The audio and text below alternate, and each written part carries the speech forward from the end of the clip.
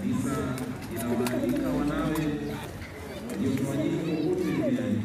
wakusanyike ili kukesha na kusali. Basi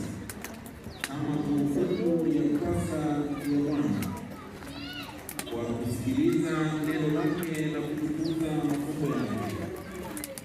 kwa kuwa na matumaini na kushiriki ushindi wake juu ya mauti na kuishi pamoja naye katika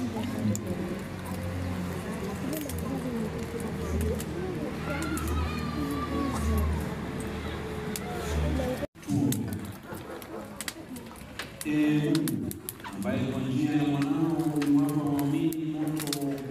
wa mwanga wako, utakase moto huu mpya